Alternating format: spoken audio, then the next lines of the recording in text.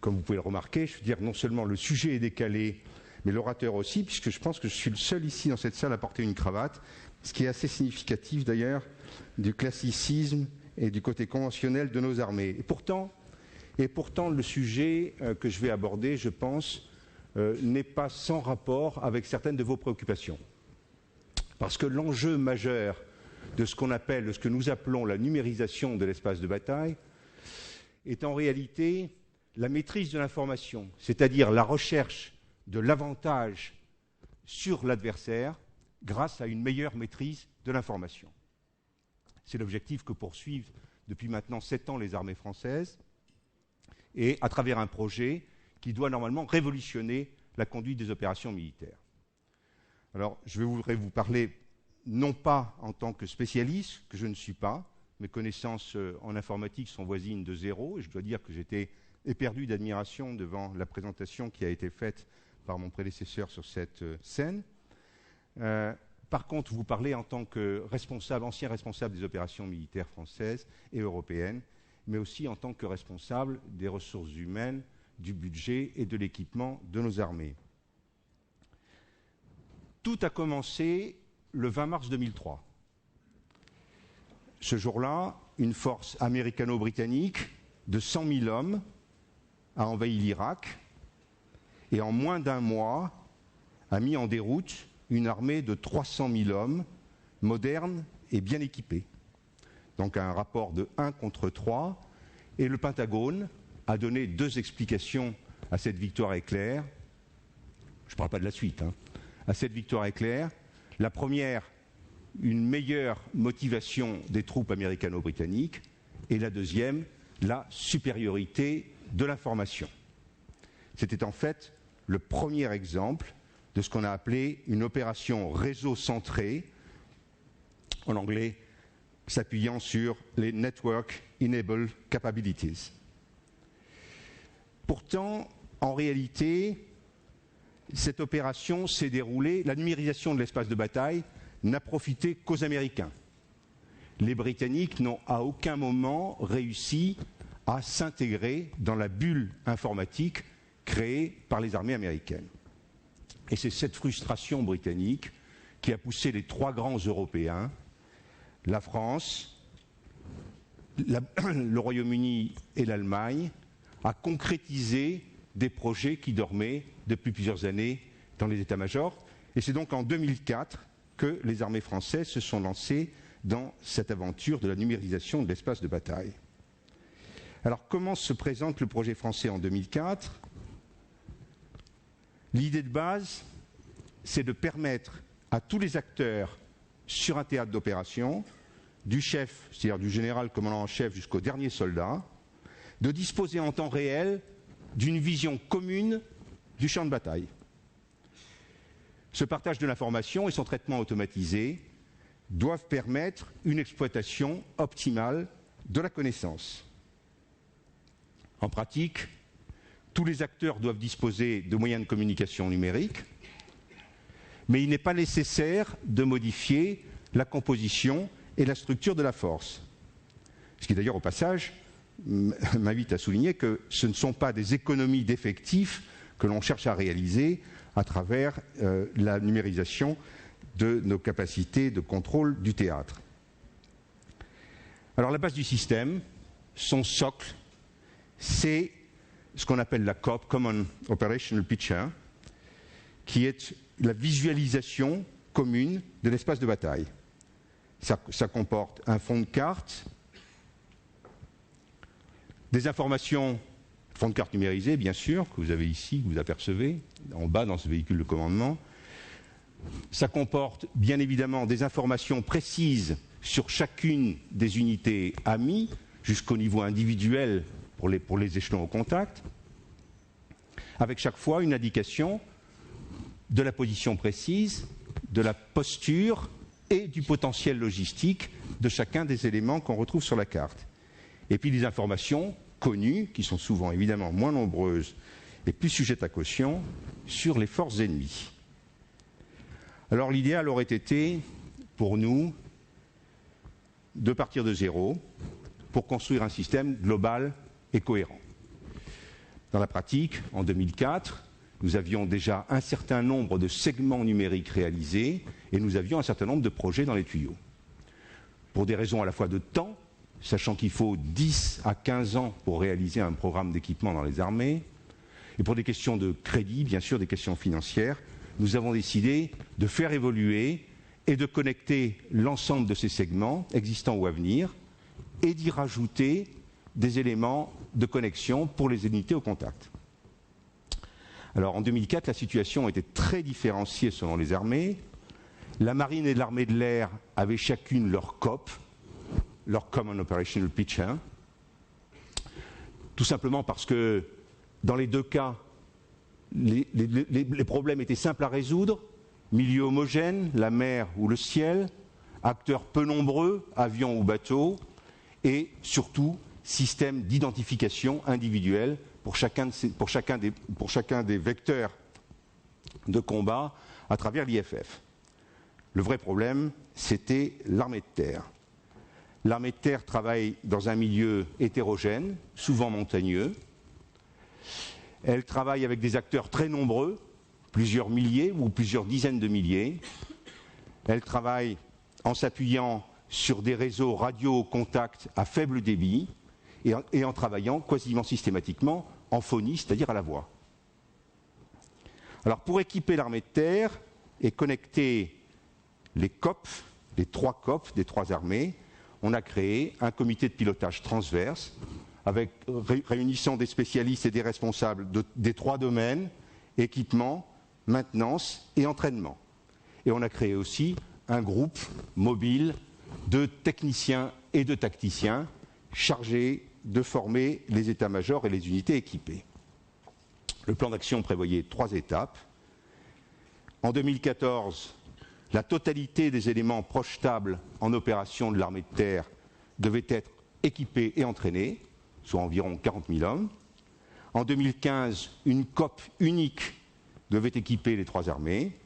Et en 2020, la connexion était réalisée avec nos principaux alliés. En parallèle, 2 développements importants ont été envisagés. Le premier est la connexion avec les civils concernés sur le champ de bataille, c'est-à-dire essentiellement les diplomates et les ONG. Et le deuxième est la mise en place d'aide à la décision à tous les niveaux de commandement à travers un système de simulation de wargames permettant d'aider le chef à choisir la meilleure décision le moment venu. Alors, dès le début, la mise en œuvre de ce projet a été difficile et heurtée. Il y a d'abord eu des difficultés de mise au point. Le système de communication numérique conçu avant 2000 avait la particularité de fonctionner très bien en vertical, ordre et compte-rendu, très mal en horizontal, c'est-à-dire contact avec les voisins, le renseignement, les éléments civils, l'appui aérien. L'ergonomie des systèmes s'est montrée très insuffisante. Il fallait plusieurs mois pour qu'un capitaine commandant une compagnie arrive à maîtriser totalement son équipement. Et puis le deuxième problème rencontré a été celui de la maîtrise des flux d'informations. D'abord parce qu'il y avait des retards importants dans les mises à jour des données, dû à une mauvaise maîtrise, un mauvais équilibre entre les mises à jour automatiques et les mises à jour manuelles. Et puis des flux d'informations beaucoup trop importants pour les unités au contact, qui submergeaient d'informations littéralement les unités qui auraient dû se concentrer sur autre chose. Alors, des difficultés pratiques de mise en œuvre ont été rencontrées aussi, que j'évoque rapidement. D'abord, l'impossibilité d'entraîner de manière suivie les unités équipées, car le calendrier était constamment bouleversé par les opérations réelles. Je l'ai vécu pendant plusieurs années. Les cycles prévus de départ en opération pour les unités sont en permanence modifiés par les besoins sur les différents théâtres d'opération, comme par exemple la Libye, comme vous vous en doutez, a récemment considérablement modifié l'engagement de la plupart de nos unités. D'autre part, les mutations rapides des personnels, en particulier des officiers, tous les 2 ou 3 ans, entraînaient dans les unités qui venaient d'être équipées des pertes importantes de savoir-faire. Enfin, les expérimentations tentées en Afghanistan ont pour la plupart échoué du fait de la non-compatibilité des différents systèmes de numérisation d'espaces de bataille qui existaient chez nos partenaires. Et puis alors, j'y reviendrai bien sûr, nos armées se sont heurtées au début à un certain nombre de réticences psychologiques qu'il a fallu vaincre. Malgré tout, on peut dire que les expérimentations qui ont été menées notamment en Côte d'Ivoire et au Liban permettent de dresser un premier bilan réaliste. Et je dirais que ce bilan est un bilan en demi-teinte, avec des gains opérationnels très importants, mais avec en même temps l'apparition d'un certain nombre de nouveaux risques. Les gains escomptés sont au rendez-vous. D'abord, une anticipation tactique et logistique indiscutable grâce à des informations plus précises et plus rapides. Deuxièmement, des ordres plus faciles et plus adaptés. La situation est plus réaliste. Les bases de données sont actualisées automatiquement. Les ordres sont préformatés. Et l'usage des warning orders a pu être généralisé. Ces warning orders, en réalité, permettent de gagner énormément de temps et de précision dans la préparation d'une opération complexe, car elles permettent aux unités de reconnaître et de se pré-déployer pour ces actions. Et puis alors surtout, je dirais que la manœuvre des troupes a été littéralement révolutionnée. D'une part, par une connaissance précise et partagée de la situation qui permet ce que les Américains appellent le swarming, c'est-à-dire une très grande élasticité. On peut se permettre, et c'est, je crois, la nouveauté principale vue du côté militaire, on peut se permettre de ne plus occuper tout le terrain, de laisser des espaces lacunaires, de manière à concentrer tous les moyens sur les objectifs prioritaires qu'on s'est assignés. Les frappes à distance sont facilitées et les tirs fratricides sont éliminés. Ceci, naturellement, est loin d'être négligeable si on se souvient que, par exemple, pendant la guerre d'Algérie, environ 30% des pertes, des morts et des blessés venaient de tirs fratricides. Et globalement, je dirais que la supériorité de l'information permet de bénéficier de la surprise dans de nombreux cas, cette surprise dont Napoléon disait qu'elle est toujours la clé du succès. Et pourtant, par rapport à la manœuvre classique, on voit apparaître un certain nombre de nouveaux risques qu'il faudra maîtriser rapidement si on veut que le bilan reste positif. Le premier risque, c'est l'accélération du tempo, du rythme de la manœuvre.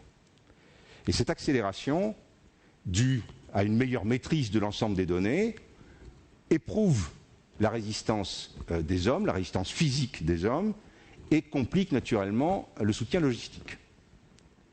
Le deuxième risque, c'est la difficulté à faire face à des pannes partielles ou générales du système. Pourquoi ? Parce que le passage à ce que nous appelons en mode dégradé, c'est-à-dire le retour à l'ancien système, où on travaille en phonie de haut en bas et de bas en haut, le passage à ce système est compliqué par deux éléments. D'une part, les réflexes se sont perdus, les gens ont pris l'habitude de travailler autrement, et d'autre part, parce que les espaces lacunaires qu'on a créés à droite et à gauche pour concentrer ces moyens sont très difficiles à combler in extremis si on n'a plus la capacité de maîtriser la connaissance du terrain qu'on avait auparavant. Le troisième risque, c'est une difficulté accrue de l'interopérabilité avec nos partenaires, soit leur système soit non compatible, soit le plus souvent qu'il n'ait pas du tout de système numérique, et donc que les modes de liaison traditionnels ne fonctionnent plus dans le nouveau schéma dont nous sommes dotés. Et puis le quatrième risque, bien sûr, vous le devinez, c'est une vulnérabilité accrue aux cyberattacks, puisque l'informatique est désormais présente à tous les niveaux, dans l'ensemble des unités, jusqu'aux échelons les plus bas. Enfin, l'impact sur les hommes et sur leur comportement est, je dirais, aussi en demi-teinte. Initialement, on observait, comme partout, une réticence des vieux, des anciens, qui sont souvent les chefs dans les armées, à tout ce qui était nouveauté, révolution, danger, difficile à maîtriser, et évidemment beaucoup d'enthousiasme chez les jeunes qui sont, comme partout, numeric natives. après quelques mois d'expérimentation, on constate que les esprits évoluent considérablement. Les chefs sont beaucoup plus sereins, ils connaissent beaucoup mieux la situation de leurs subordonnés et ils conçoivent et ils commandent plus facilement. Les jeunes, eux, sont également plus satisfaits, d'une part parce qu'ils ont le sentiment d'être mieux commandés, et d'autre part, ils sont beaucoup mieux informés de l'ensemble de la situation des forces, au-delà de leur propre petite unité. Par contre, on voit émerger un certain nombre de tentations qui peuvent provoquer des dérives dangereuses. La première tentation, c'est la perte de contact avec le réel, ce que j'appellerais la manœuvre écran ou manœuvre virtuelle, qui pour nous est évidemment un danger réel puisque nous dépendons de la maîtrise non pas de nos écrans, non pas de nos réseaux, mais de la maîtrise du terrain réel qui se trouve en face de nous. Et ce qu'on a observé, c'est que quelquefois, le capitaine qui commande une compagnie ou le chef de section, le nez sur leur écran, oublie purement et simplement de regarder le terrain autour. Ce qu'on constate aussi, et qui est peut-être en définitive encore plus grave, c'est que souvent le général ou le colonel, qui est submergé d'informations, qui est lui aussi planté devant son écran, oublie de se déplacer, d'aller au contact, d'aller voir ses hommes, et il ne se rend plus compte, il ne prend plus en compte la fatigue et le moral de ses troupes. La deuxième tentation, c'est l'entrisme. Et c'est une tentation qui est particulièrement redoutable dans un système hiérarchisé très fort comme celui de l'armée.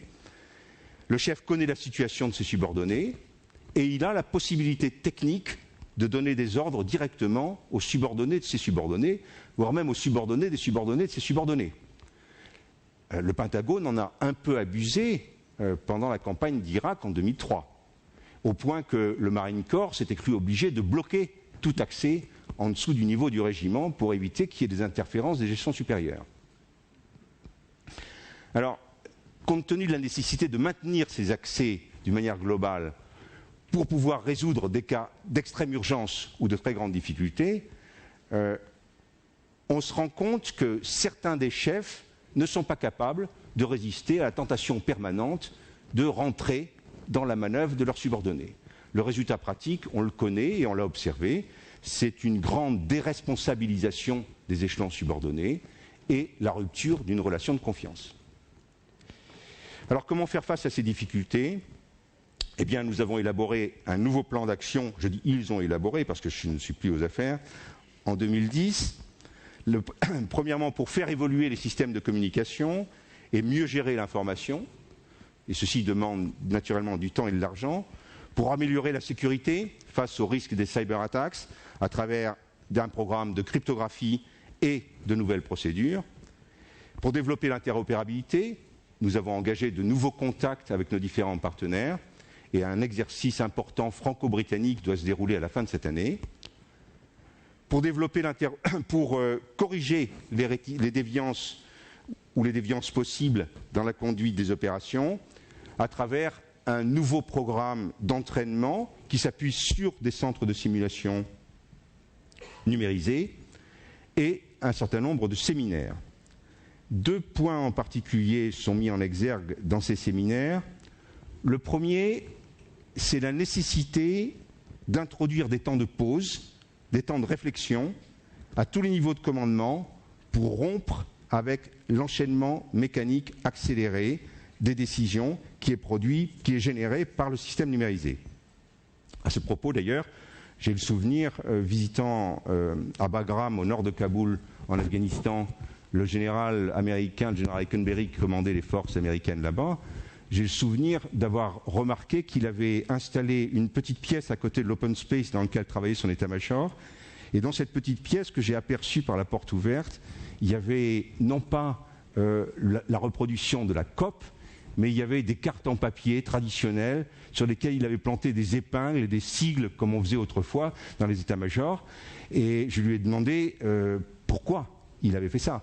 Il était un peu gêné et il m'a dit Henri, vous comprenez, de temps en temps, il faut pouvoir sortir de la machine, il faut se mettre à l'écart. Je me remets là avec 1 ou 2 de mes collaborateurs et sur nos schémas traditionnels, en dehors de toute image qui bouge, nous essayons de réfléchir, de nous arrêter. Et puis alors le deuxième élément, c'est la réintroduction du commandement à la voix dans les situations difficiles, c'est-à-dire du passage à nouveau à la phonie. Pourquoi ? Précisément pour sortir de la manœuvre écran, de la manœuvre virtuelle, pour que la voix humaine, dans les moments de stress, dans les moments très délicats, permette aux gens de reprendre contact avec le réel. Voilà, je voudrais vous dire simplement en conclusion qu'en lançant les opérations centrées, les Américains ont cru au triomphe de la guerre éclair. Ils ont cru à la possibilité de la conduite en automatique, avec notamment les possibilités de wargames que présente le système. Or, comme l'ont montré l'Irak et l'Afghanistan, la supériorité de l'information n'est pas suffisante. Et elle s'appuie sur un système qui est encore complexe, vulnérable, difficile à mettre en œuvre, surtout en coalition. Voilà, le nouveau système a pourtant des atouts indiscutables. Il permet de la surprise et la concentration des moyens. Et il a, je crois, une très importante marge de progrès. Néanmoins, je crois qu'il ne faut jamais oublier que la numérisation de l'espace de bataille, qui peut conférer un avantage décisif, n'est jamais qu'un support. Et pour nous, surtout pour nous militaires, l'homme reste central avec son intelligence et ses tripes. Voilà, je vous remercie et je suis prêt à répondre à d'éventuelles questions.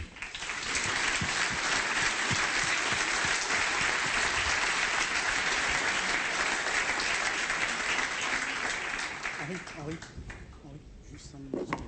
Oui.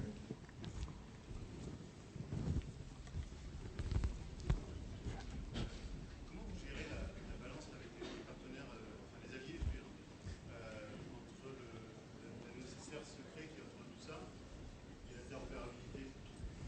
Oui. Alors, comme je l'ai dit, malheureusement, je ne suis pas un spécialiste, donc je ne sais pas exactement jusqu'à quel niveau on pourra le faire, mais vous avez raison, c'est un obstacle majeur. Le fait que nous ayons des systèmes de cryptographie complètement différents est l'obstacle majeur à l'interopérabilité. C'est-à-dire qu'il n'est pas possible de connecter purement et simplement. Alors, ce que nous essayons d'organiser aujourd'hui, ce sont des couloirs, des points de rencontre. C'est-à-dire qu'à certains niveaux, mais seulement à certains niveaux, par exemple au niveau des états-majors de brigade, actuellement c'est ce qu'on étudie avec les armées américaines ou les armées britanniques. La brigade, ça représente à peu près 5000 hommes. Vous voyez, c'est un ensemble cohérent. C'est à peu près ce que nous avons, par exemple, ce que la France a en Afghanistan aujourd'hui. Et seulement à ce niveau-là, on crée un espace commun aux deux systèmes. Voilà. Ce qui nécessite naturellement de réussir d'une manière ou d'une autre à connecter deux cryptographies totalement différentes, mais la rencontre ne peut se faire que dans un cadre extrêmement précis, extrêmement contraint, qui ne permet pas ensuite d'intrusion dans les deux systèmes voisins. Mais c'est effectivement la difficulté majeure.